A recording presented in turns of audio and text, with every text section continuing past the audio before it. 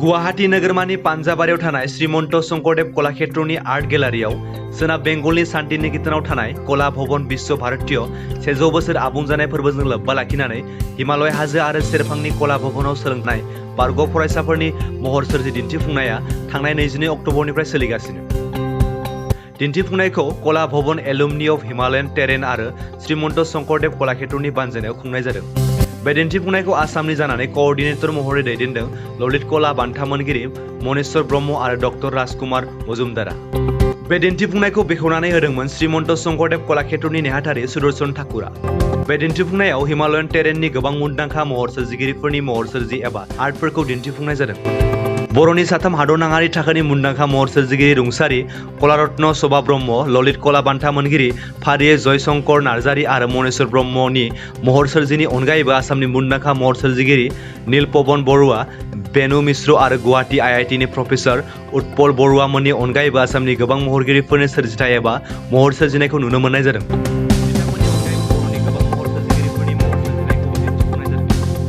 बे दिन्थिफुंनाया फैगौ नभेम्बर दाननि 4 खालाराव जोबगोन। ভাল লাগিলে কামবিলাক চালোঁ, প্ৰথমৰ পৰাই চালোঁ গোটেইখিনি। এইটো কাম মোৰ ভাল লাগিছে, নতুন এটা কাম দেখিবলৈ পাইছোঁ ইয়াতে। আগে পিছে মানে এনেকুৱা টেক্সটাইলৰ কাম দেখা নাছিলোঁ, ইয়াতে দেখা পাই ভাল লাগিছে। আৰু তাতে আগতো দেখিছোঁ ডিম্পি ডেকা, তাইৰো কামটো ভাল লাগিছে। আছে এইফালে স্ক্লাপচাৰো ভাল লাগিছে, এইখিনিয়ে। এক্সিবিশ্যনত আহি পেলাই কেনেকুৱা লাগিছে? এক্সিবিশ্যন ভালেই লাগে, বিশেষকৈ স্কাল্পচাৰবিলাকত নতুন নতুন মিডিয়ামৰ কাম দেখা পালোঁ আৰু গোটেই আমাৰ হিমালয় পাদদেশৰ গোটেই আৰ্টিষ্টখিনি একেলগে এনেকুৱা এক্সিবিশ্যন আগতে ইয়াতে হোৱা নাছিল, সেইটো ভাল লাগে। এইটো এক্সিবিশ্যনত নতুনত্ব কি দেখা পাইছে? এইটো নতুনত্ব মানে আমাৰ ইয়াতে মিক্স কাম কিছুমান দেখা পাইছোঁ, মিক্স মিডিয়াৰ কাম আছে বা নিউ মিডিয়াৰ কাম দেখিলোঁ। আৰু 2 নম্বৰ কথা, আমাৰ ইয়াতে আমি অকল হয় গুৱাহাটীৰ আৰ্টিষ্টৰ দেখা পাওঁ, নাইবা বেংগলৰ আৰ্টিষ্টৰ দেখা পাওঁ বা কাশ্মীৰৰ বা এনেকৈ ষ্টেট ৱাইজ দেখিছিলোঁ আগতে বা এটা ৰিজন লৈ। এতিয়া সেইটো ৰিজনটো ভাঙি গোটেই এটা হিমালয়ৰ পাদদেশৰ গোটেইখিনি একেলগ হৈ পেলাই যিটো এটা নতুন এটা প্ৰচেষ্টা কৰিছে, সেইটো বহুত ভাল লাগিছে। বেলেগ বেলেগ टेस्टफोर पाइছোঁ, नतुन टेस्ट এটা पाइছোঁ গোটেইখিনি मिली। Thank you. बेसेबांसो आर्टिस्टफोरनि आर्टखौ बा महर सोरजिखौ बाहाय दिन्थिनाय जादों? ओरैनोथ' हिमालय टेरेन्सआव 100 बोसोरनि गेजेराव गोबां आर्टिस्टफोर पास आउट जानानै फैबाय, नाथाय बिनि गेजेराव जोङो मात्र 25% जोङो बाहाय पार्टिसिपेट खालामनो हानायखौ मोनदों। गासै बाहाय 90 माने 90 आर्टिस्टफ्रा बाहाय पार्टिसिपेट खालामदों, ओमफ्राय माखासेफ्रा कमिउनिकेट खालामदोंब्लाबो खिन्थु बे समाव सफैजोबनो हायाखिसै। बिथांमोना गुबुन गुबुन जायगायाव पार्टिसिपेट खालामनायनि खोथाखौ बुंदों।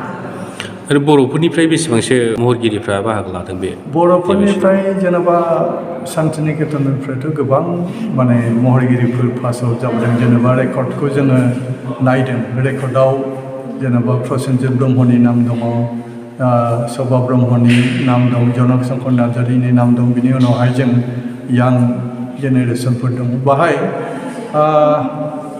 शोभा ब्रह्मनि पेइन्टिंआ कलाक्षेत्र कालेक्सन दंखायोमोन, जों बेखौ डिसप्ले खालामफाबाय, बेखौ बिथांखौ रेसपेक्ट होनो थाखाय। बेनिफ्राय जनक शंकर नार्जारीनि पेइन्टिं फैदों। Kokrajhar music and fine arts कलेजनिफ्राय 3 पार्टिसिपेट खालामदों, लैहोर लैहोर मुसाहारि, केशव नार्जारी आरो माइनाव बसुमतारी। आरो बिनिफ्राय क'क्राझारनिफ्राय निकुन्ज बसुमतारी, बिथाङा बाहेरायाव थायो। ओमफ्राय भाबना बसुमतारी, बिथाङा बाहेरायाव थायो, बिथांमोना पार्टिसिपेट खालामदों। आरो जया बर', विश्व भारती इउनिभार्सिटिनि प्रफेसार, बिथाङाबो पार्टिसिपेट खालामदों। बिनिफ्राय गोबां पास आउट जानाय स्टुडेन्टफोर दङ, नाथाय बिथांमोना पार्टिसिपेट खालामनो हायाखिसै बे टाइमाव, उनावहाय हयथ' पार्टिसिपेट खालामगोन। नोंथांनि दैदेननायावनो 100 बोसोर जानायजों लोब्बा लाखिनानै बे गिदिर मोनसे एग्जिबिशनखौ खुंबाय। दा बिटिसिआवबो बड'फा कालचार कमप्लेक्स दङ, बेयावबो नोंथांमोना खुंनो हायो। दा नोंथाङा इयुनाव बिटिआर ओनसोलावबो खुंनायनि माबा मोनसे प्लेन दं नामा? ओरैनो विश्व भारती इउनिभार्सिटियाव जोङो फरायनाय हिसाबै जोंहा मोनसे रेसपन्सिबिलिटि दङ।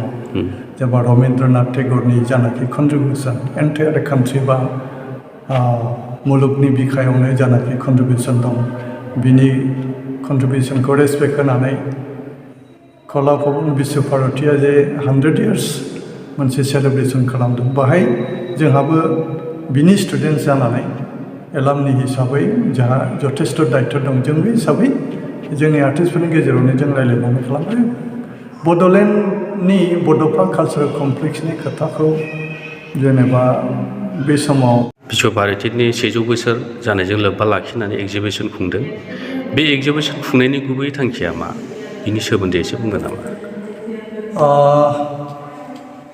कला भवन विश्व भारती इउनिभार्सिटि शान्तिनिकेतना जेनेबा 100 बोसोर नैबे थांनाय 2019 100 बोसोराव आगान होदों थांनाय COVID-19नि सिगांनिफ्रायनो जे एन्टायार हिमालय टेरेन्सनि आर्टिस्टफोरखौ लानानै एग्जिबिसन बा बायदिसिना गोबां प्रग्राम सिन्था खालामदोंमोन जा शान्तिनिकेतननि प्रफेसार सनचन घोष बिथाङा COVID-19नि सिगांनो फैनानै जोंजों रायज्लायफैदोंमोन जे बेबायदि मोनसे प्रग्राम लानो हायो नामा अब्ला जोङो कलाक्षेत्रआवबो दं मस्ट वेलकाम जों खालामनो हायो बेनिफ्राय गेजेराव COVID-19 फैबाय बिनिनो गेप थानानै उनावहाय जोङो एबार जानाखि सानदोंमोन गासिबो हाजोबाखिब्लाबो एटलिस्ट एग्जिबिसनखौ जोङो खालामनो हाबाय बे एग्जिबिसननि मेन थांखियानो जाहैबाय हिमालय टेरेन्सआव जेरैहाय जम्मु काश्मीर सिक्किम नेपाल बेनिफ्रायहाय नर्थ बेंगल आसाम अरुणाचल नागालेण्ड मिज'राम त्रिपुरा आरो मेघालय जेसेबां नर्थ इस्टनि स्टेटफोर दङ आरो बे शान्तिनिकेतन कला भवननिफ्राय फ्रम द भेरि बिगिनिं दिनैसिम 26 आर्टिस्टफ्रा पास आउट जानानै गुबुन गुबुन जायगायाव मा कन्डिसनाव खामानि मावदों बेसेबां स्ट्रागल खालामदों बा मा लेभेलाव खामानि मावदों बिसोरनि साननाय हनाया दिनै मा रोखोम बै समनिजों आरो दानिजों बेबायदिनो गोदानै मोनसे इन्टारेक्सन गोदानै सिनायथिलायनाय बे मोनसे प्लेटफर्म क्रिएट खालामनो थाखाय जोङो बे एग्जिबिसनखौ खालामनो थांखि लादों आरो मोनफ्रोमबो स्टेटनिफ्राय साफा क'र्डिनेटर खालामनानै जोङो क'र्डिनेटर कमिटि खालामदों ओमफ्राय मेइन क'र्डिनेटर चिफ क'र्डिनेटरखौ जोङो विश्व भारती इउनिभार्सिटिनि प्रफेसार सन्तन घोषखौनो खालामनाय जादों दा फाइनालि जोङो बाहाय एग्जिबिसन खालामनाया फार्स्ट बिनि उनावहाय मणिपुराव थांगोन मणिपुरनि उनावहाय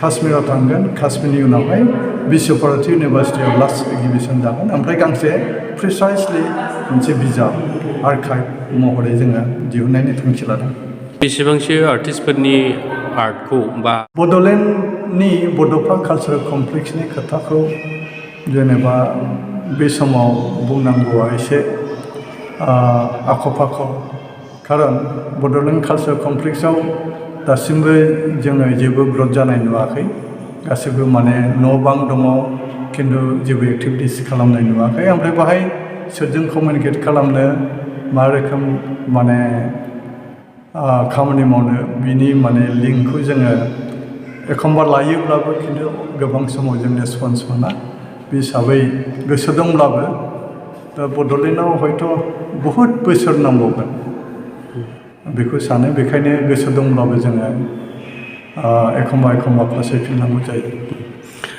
नोंथाङाथ' सिगाङावबो क'क्राझाराव इन्टारनेसनेल हादरनाङारि थाखोनि मोनसे एग्जिबिसनबो खुंखांबाय ओरैनोथ' जोङो Kokrajhar music and fine arts कलेजआ बे समाव प्राइभेटमोन जोबोद खस्थ' खालामनानै फोरोंगिरिफ्रा कलेजखौ सालायगासिनो दंमोन बे जिनिसखौ कलेजखौ माबोरैहाय जोङो नेसनेल लेभेलाव इस्टाब्लिश खालामनो बा स्टेट लेभेलाव गभर्नमेन्टनि अफिसियेलि बेखौ माबोरैहाय रेगुलाराइज खालामनो हागोन टिचारफोरखौ बा माने कलेजखौ बोरैहाय रिकगनाइज खालामनो हागोन बिनि माखासे प्रसेसटानि थाखाय जोङो एक्टिभिटिसखौ लाबोबाय थादोंमोन नाथाय जोबोद मोजांनि बाथ्रा नैबे बिटिआर एकर्डनि गेजेरजों क'क्राझार गभर्नमेन्ट कलेज जाबाय क'क्राझार आर्ट कलेजआ दा फोरोंगिरिफ्राबो जथेस्थ दंमोन बिथांमोनाबो रेगुलार जाबाय दा खोथाया जाहैबाय मा रेगुलारथ' जाबाय गभर्नमेन्टनि आखायाव गोलैबाय बिनि अनगायैबो जोंहा गोबां मावनांगौ दङ बे जिनिसखौ मावनो थांनायाव जोंनि बिटिआर गभर्नमेन्टनि जानाखि बिबानगिरिफोर दङ बिथांमोननि सायावसो डिपेन्ड खालामगोन